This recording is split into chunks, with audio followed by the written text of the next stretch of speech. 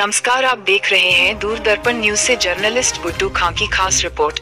योगी मुक्त उत्तर प्रदेश के समर्थन में पूर्व प्रधानमंत्री के खास सलाहकार ने किया प्रेस कॉन्फ्रेंस। मिर्जापुर, आज दिनांक 2 मार्च 22 को पूर्व प्रधानमंत्री स्वर्गीय अटल बिहारी वाजपेयी के खास सलाहकार सुधींद्र कुलकर्णी नागरिक संगठन के आमंत्रण पर शहर के डंकीनगंज स्थित इंडियन कैफे में मौजूद रहे और इस दौरान उन्होंने साथी पत्रकारों से 5 राज्यों में हो रहे चुनावों पर खुलकर बातचीत की। उन्होंने अटल बिहारी वाजपेयी के दौर की भाजपा को समावेशी और नरेंद्र मोदी के दौर की भाजपा को विभाजक बताते हुए कहा कि उन्होंने खुद 16 वर्षों तक भाजपा के लिए काम किया है और जिसमें से 6 वर्ष तक पीएमओ में उच्च पद पर भी रहे, लेकिन आज के समय की भाजपा की कार्यप्रणाली से असंतुष्ट होकर वे उन सभी राज्यों में भाजपा के खिलाफ अभियान में उतरे हुए हैं जहां अभी चुनाव चल रहे हैं। सुधींद्र कुलकर्णी ने मिर्जापुर के मतदाताओं से अपील की है कि वे 2022 में उत्तर प्रदेश को योगी मुक्त बनाएं ताकि 2024 में भारत मोदी मुक्त हो सके। उन्होंने कहा कि उत्तर प्रदेश के लोगों के हाथों में यह अवसर है और यह उनकी जिम्मेदारी भी है कि वे निम्न बिंदुओं पर गौर करते हुए भाजपा के खिलाफ तगड़ा जनादेश लेकर आएं। श्री कुलकर्णी ने कहा, भारतीय लोकतंत्र के इतिहास में पहले किसी मुख्यमंत्री ने चुनावों को इस तरह सांप्रदायिक बनाने की कोशिश नहीं की जैसे योगी आदित्यनाथ ने इसे 80 बनाम 20 की लड़ाई बताकर किया। यह स्पष्ट रूप से आदर्श आचार संहिता का उल्लंघन है और चुनाव आयोग को इस पर कार्रवाई करनी चाहिए।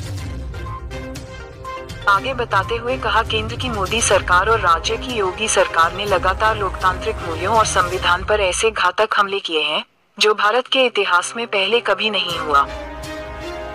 इस सरकार ने अपने वैचारिक और राजनीतिक विरोधियों के खिलाफ सत्ता संस्थानों का जमकर दुरुपयोग किया है और उन्हें राष्ट्र विरोधी कहा है। भाजपा की सरकार ने पूरे देश में भय और अराजकता का माहौल बना दिया है, खासतौर पर हमारे मुस्लिम भाई बहनों के लिए। उन्होंने कहा कि भाजपा ने अच्छे दिन के वायदे के नाम पर जनता को धोखा दिया है।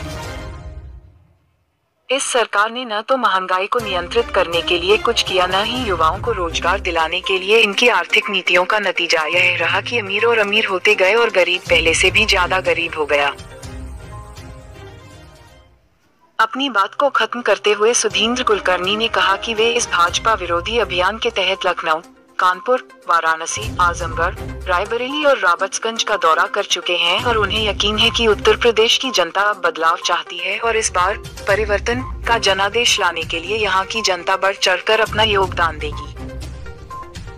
मित्रों, मैं पिछले लगभग 12 दिन से उत्तर प्रदेश में प्रवास कर रहा हूँ और इस चुनाव में भारतीय जनता पार्टी को हराने के लिए मैं हर जगह कैंपेन कर रहा हूँ। मैं किसी पार्टी से जुड़ा हुआ नहीं हूँ।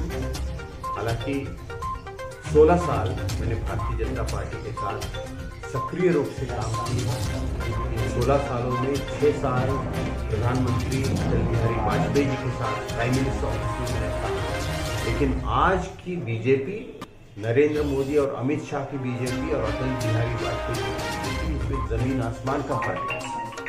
और आज की बीजेपी यह लोकतंत्र के लिए एक खतरा बन गई है, संविधान के मूल्यों के लिए एक खतरा बन गई है, आम जनता के एक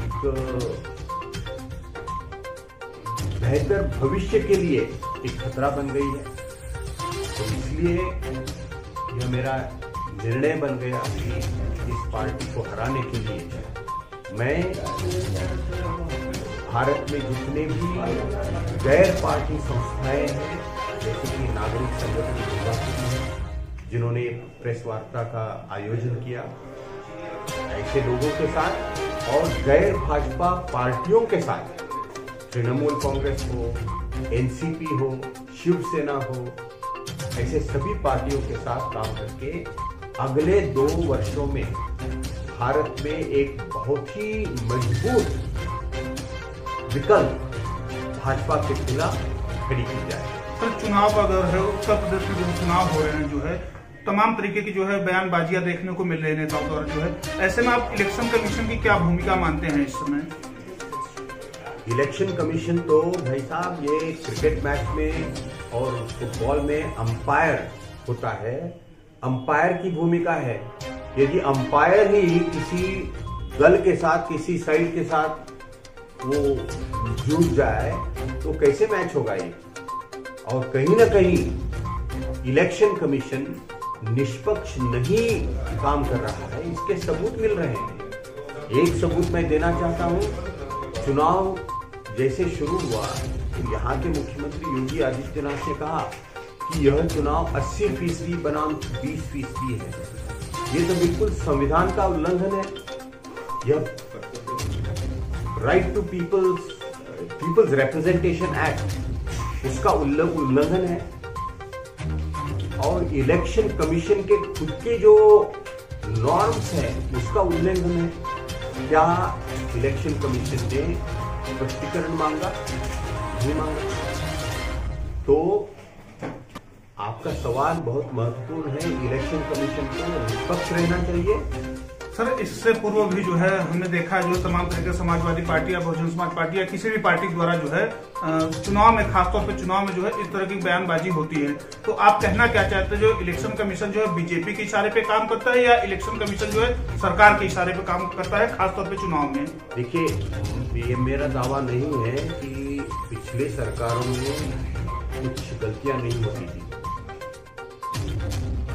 कई बार इलेक्शन कमीशन द्वारा गलतियां हुई है और इलेक्शन कमीशन से ज्यादा पार्टियों द्वारा भी गलतियां हुई है। लेकिन जितना पक्षपात पिछले 7-8 सालों में हमने देखा है, उतना पक्षपात भारत में कभी नहीं हुआ। इलेक्शन कमीशन हो या कोर्ट कचहरी हो, सीबीआई हो, एनफोर्समेंट डायरेक्टरेट, ईडी हो, इन सब का दुरुपयोग भारतीय जनता पार्टी कर रही है। और इसलिए आज समय आया है कि उत्तर प्रदेश को योगी मुक्त करना और भारत को मोदी मुक्त करना 2024 में।